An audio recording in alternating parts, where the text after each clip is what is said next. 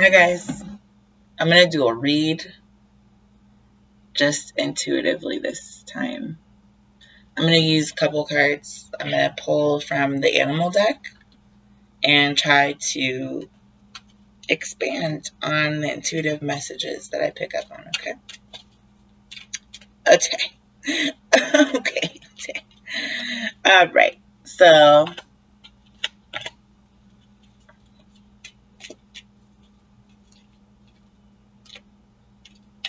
my cat is sitting at the table looking at me like, what are you doing? Okay. Yeah. Well, you can come up here if you want. Sometimes she just likes to talk about it a little bit. Yeah, I know. Oh, you want to come up and be about it? Hi. This is Nala. Hello. The first card that came out was a crow. Then I've got a crocodile, a fox, and then I'm going to grab one more too. And a seahorse.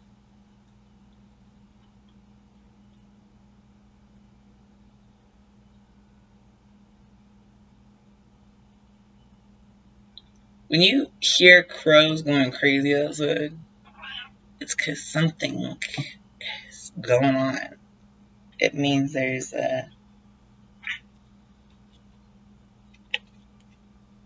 something is changing. It's like hearing wind. Here's a crocodile.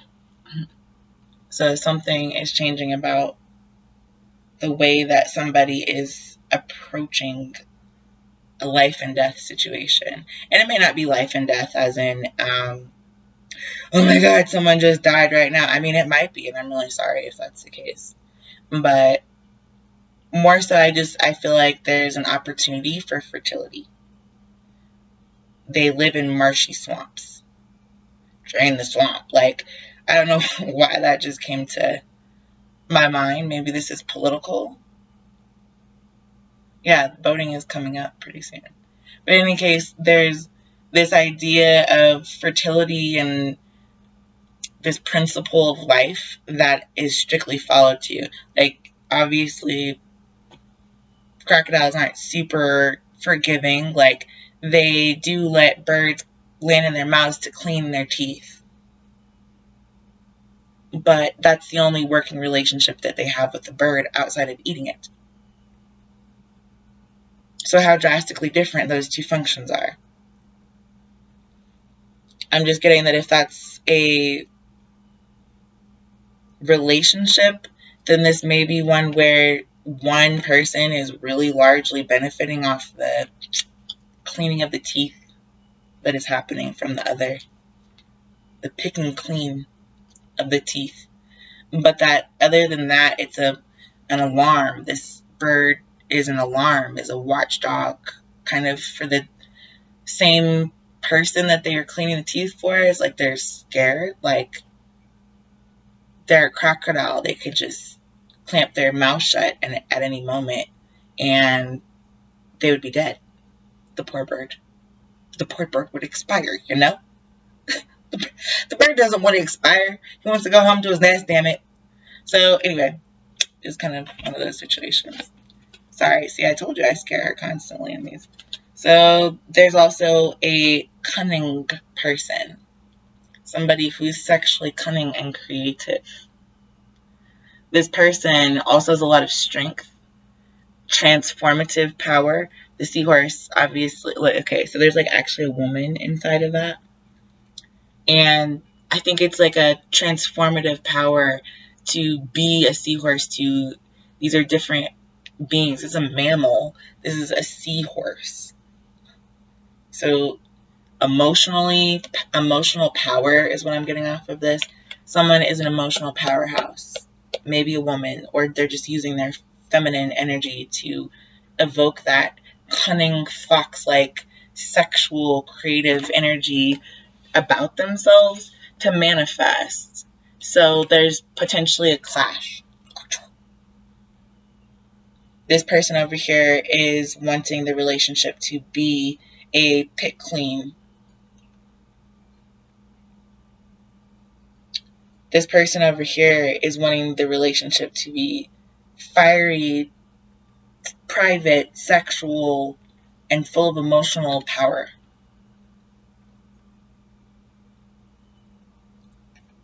Those two things kind of clash because this person wanting to pick something clean doesn't work with the sexy energy over here, especially not the sexy emotional energy. When you're brushing your teeth, then you brush them daily, but also if you know you're going to be kissing somebody, and if these two are coming together, I'm just talking about the kiss, like the proverbial kiss.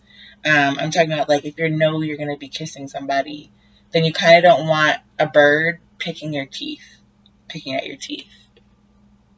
You do want to feel sexy and like a emotionally powerful connection is being had between the two. That fox-like cunning energy is not being used to think about snapping their jaws shut on this bird, on this alarm. This person wants the cover, wants the ability to be self and creative and yield from a watery space, which is emotions. So altogether, let's get two clarifiers, one for each side.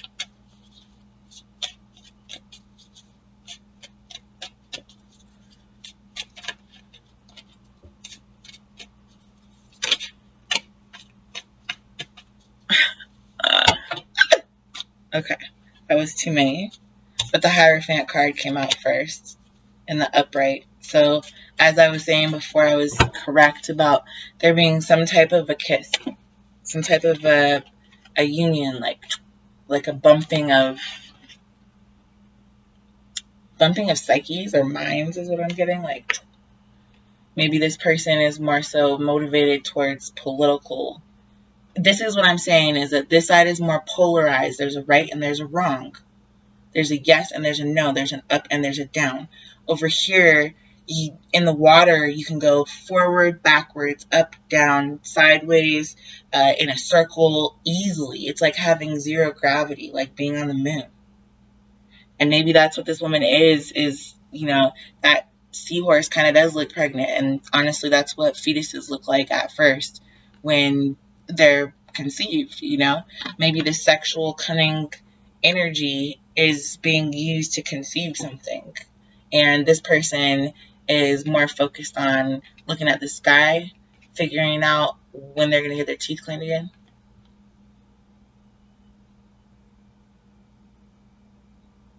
If the crocodile is, this is alligators and crocodiles are creatures of the water, particularly fecund swampland, which suggests both fertility and the feminine principle of life and birth, ironically enough.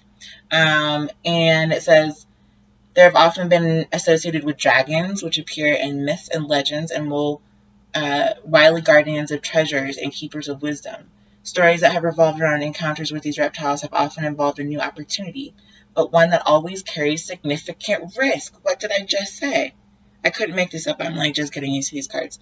But anyway, this person, maybe there's a marriage, because this is the marriage card. Or maybe there's a commitment that somebody is like, it's a little bit risky. Especially as a bird that has everything to lose. That's asking a lot of the bird to trust the crocodile, especially if there are secondary, As the crow flees, it promises never to warn the buffalo of approaching hunters again. So if this bird opens their mouth, then this crocodile is going to like chomp them, like literally eat them alive. Dun dun dun. This is where the plot thickens. Okay, over here, this person in the marriage or in the relationship, I feel like this is a relationship.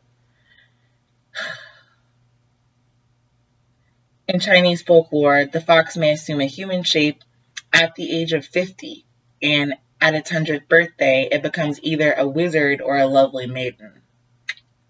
Wow. So that's what I'm saying. It's like there's this other energy that's like ready to like do something kind of like mystical and magical and like voila. And then there's, you know, this there's one person that seems pretty deep, like, ooh, like really into this. Like they're emotional, they're ready, they're let's do this here, right? Okay. Because of its curving form and association with water, the seahorse is also imbued with feminine energy. The seahorse is a symbol of power and has frequently appeared in the coat arms of European nobles and is associated with valor and bravery. It was the steed of Greek god Neptune or Poseidon, the ruler of the sea. Neptune was frequently depicted amid huge curling waves in a chariot pulled by a great seahorse. So that's what I'm saying, is that, like, you know, Cancer is also it's a water sign, obviously, but this is also something very, like, emotional. Like Poseidon is coming with his pitchfork. Like, okay, look at it. Look at the head. The person, the moon. Like, okay. Anyway, that's all I'm gonna say. There's no way that this is not gonna be like this is gonna be like an actual thing, and this commitment right here is gonna happen. Like, it came out in the upright, or it's already happening.